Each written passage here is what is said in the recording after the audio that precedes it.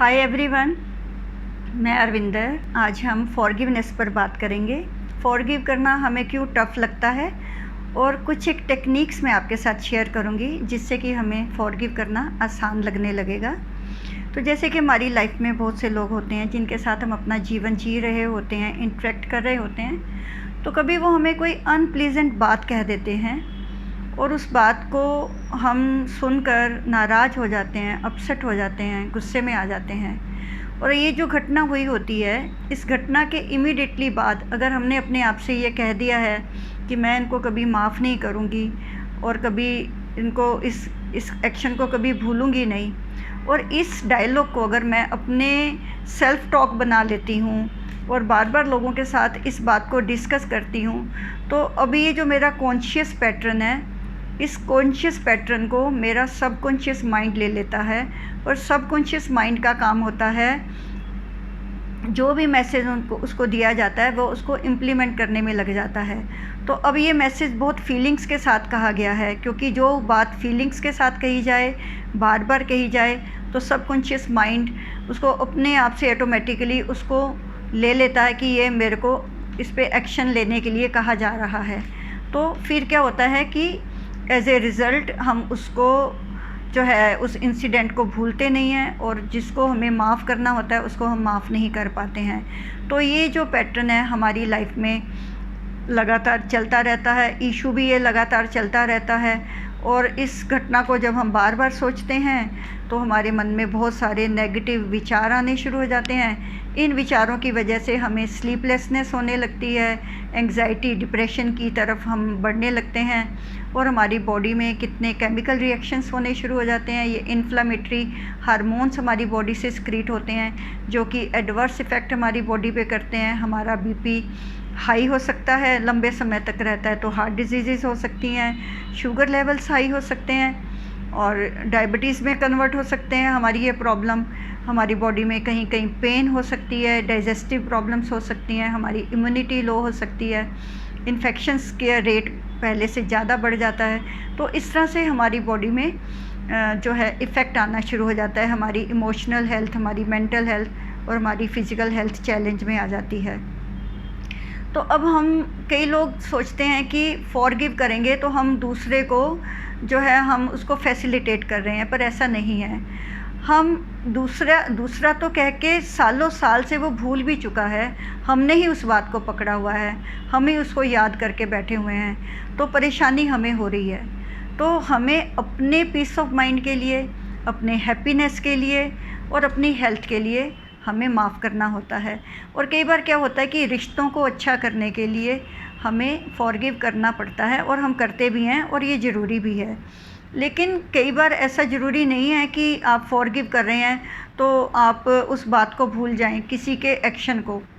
लेकिन हाँ, ये है कि आप फॉरगिव कर रहे हैं पर आपको उनका बिहेवियर आपको अच्छे से याद है, उनके जो एक्शंस हैं आपको अच्छे से याद हैं, लेकिन अब वो फॉरगिव करने से आपको डिस्टर्ब नहीं कर रहे हैं। फ़र्क कुछ नहीं पड़ा है, उनका जो कर्मा है वो अभी भी वहीं पर ही है, पर आपने सिर्फ उनके कर्मा को, अपने जो आपके अंदर जो हेटर्ड है उनके प्रति, जो गुस्सा है, उस फ्रीक्वेंसी को चेंज करने के लिए आप फॉरगिव कर रहे हो। और फिर जो लोग इस तरह का बिहेव कर रहे हैं, जो आपको हर्ट कर रहे हैं, उनका कर्मा उनके साथ है, उनका बिहेवियर, उनका एटीट्यूड, उसको आप नहीं बदल सकते हो। आप सिर्फ और सिर्फ उनके फॉरगिव करके उनके जो एक्शंस हैं वो आपके ऊपर एडवर्स इफ़ेक्ट ना डालें, बस इतना ही आप कर रहे हो। तो आपका ये ज़रूरी नहीं कि आप उनको बहुत उनके साथ घुल मिल जाओगे अगर आपने फॉरगिव कर दिया है। हाँ, आपने फॉरगिव किया है कि ठीक है, मतलब मैं अपने आप को बैलेंस रख पाऊँ, आपके जो नेगेटिव बिहेवियर्स हैं वो मेरे ऊपर कुछ इफ़ेक्ट ना करें। क्योंकि अगर तो वो आपके साथ अनजाने में कर रहे हैं तो हमारा बनता है उनको माफ़ करना, और अगर वो जान के कर रहे हैं तो हमें उनको अपना रिमोट कंट्रोल उनके हाथ में नहीं देना है कि हम उन्हें कहें कि हाँ ठीक है, तुम हमें डिस्टर्ब करते रहो, हम होते जाएंगे। अगर आप ऐसा करेंगे तो उनकी तो इंटेंशंस को आप फुलफ़िल कर रहे हो। हमें उनको बताना है कि हम डैम केयर, आपके जो एक्शंस हैं इनकी मुझे कोई परवाह नहीं है। तो आप देखेंगे कि एक टाइम आएगा वो खुद ब खुद अपने जो है इस बिहेवियर से बाहर आ जाएंगे। तो फॉरगिव करना है अपने लिए। तो अब जैसे कि हमने ये अंडरस्टैंड कर रहे हैं कि हमें फॉरगिव करना है, इसके साथ मैं आपको एक रिसर्च के बारे में बताना चाहती हूँ कि कैंसर पेशेंट्स पर रिसर्च हुई, तो उसमें से पाया गया 60% पेशेंट्स ऐसे थे जिनके फॉरगिवनेस को लेकर इश्यूज़ थे। तो उनको जब फॉरगिवनेस कराई गई तो वो मतलब अपने इस कैंसर से बाहर आ गए। तो कितना ज़रूरी है हमें फॉरगिव करना। और एक चीज़ मैं और आपको बताना चाहती हूँ कि जैसे आपकी लाइफ में ये इश्यूज़ चल रहे हैं, तो आप अगर फॉरगिवनेस करते हैं अपने आप को, जब आप इस हेटर्ड की और इस रिसेंटमेंट की स्टेट से बाहर निकालते हैं, तो आप देखेंगे कि आपकी बॉडी में इमीडिएटली हीलिंग शुरू हो जाएगी।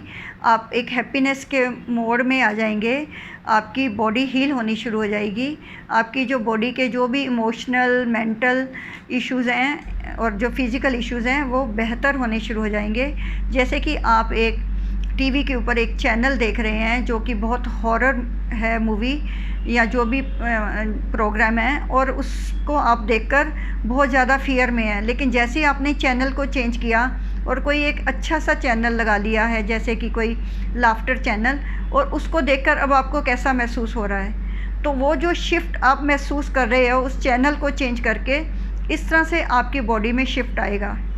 जहाँ आप पहले बहुत पेन की मतलब स्थिति में थे, अब आप एक बहुत पीसफुल स्टेट में आ जाएंगे। तो इसलिए हमें अपने बेटरमेंट के लिए फॉरगिव करना बहुत ज़रूरी है।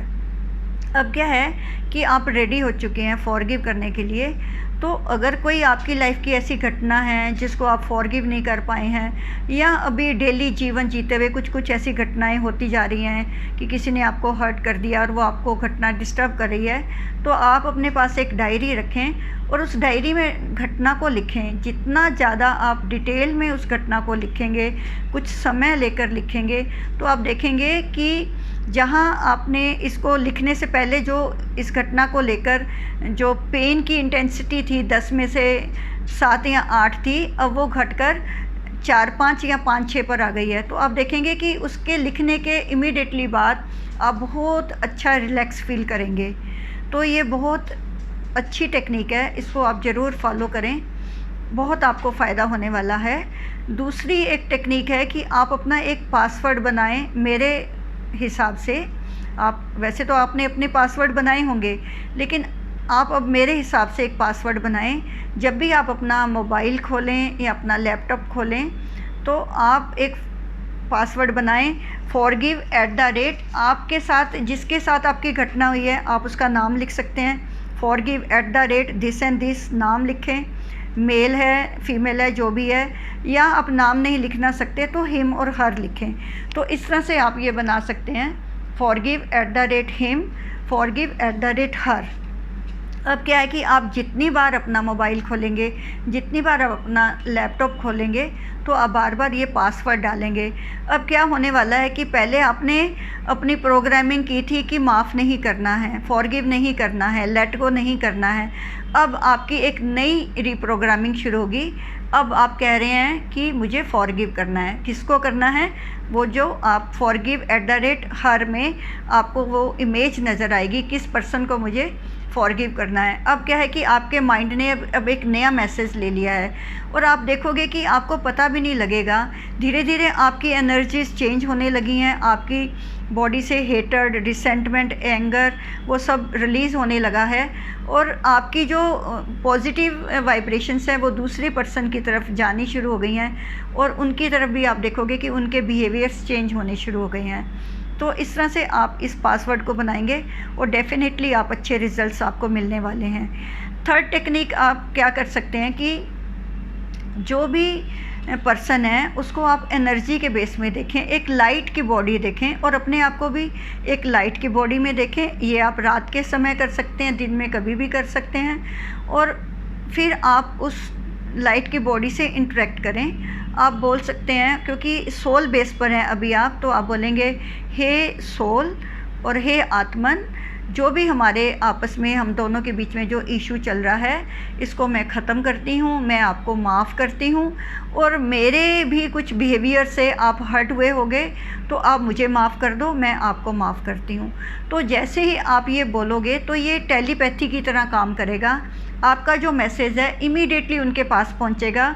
जिस तरह से कि मैं आपको बताऊँ, आप कभी किसी को याद करते हैं तो आप देखेंगे कि उनकी कॉल आपको आ जाती है, तो आप उनको कहते हैं अरे मैं तो आपको याद ही कर रही थी, आपका फ़ोन आ गया। या आप किसी को याद कर रहे हैं, वो आपको रास्ते में मिल जाते हैं या आपके वो घर ही आ जाते हैं और आप अचानक से उनको कहते हैं अरे मैं तो आपको याद ही कर रही थी, अच्छा वो आप आ गए। तो इस तरह से टेलीपैथी होती है और जो मैसेज आप उनको दे रहे हैं, आप उनको माफ़ कर रहे हैं, तो वो मैसेज उनके पास जा रहा है। तो इस तरह से जो दोनों रिश्तों में एक बहुत अच्छी सी हार्मनी आनी शुरू हो जाती है। तो ये भी बहुत इफ़ेक्टिव टेक्निक है। बहुत सारे मैं पेशेंट्स को ये बताती रही हूँ और उनके रिश्ते बहुत अच्छे हुए हैं। और आप इस टेक्निक को ज़रूर अपनाएं और डेफ़िनेटली आपको भी ये रिज़ल्ट्स आने वाले हैं। तो यही मेरा मैसेज है आज की वीडियो में और आप ज़रूर फॉलो करें, क्योंकि मुझे मालूम है इस दुनिया में हमारे सर्कल में बहुत सारे लोग हैं जो माफ़ नहीं कर पाते हैं और उन्हें बहुत से लोगों को फॉरगिव करना है। तो अब उनको आसान हो जाएगा फॉरगिव करना और उनको ये पता भी लग गया है कि ये कितना ज़रूरी है फॉरगिव करना। तो आज की वीडियो में इतना ही, मिलेंगे नेक्स्ट वीडियो में। तब तक के लिए गुड बाय, टेक केयर।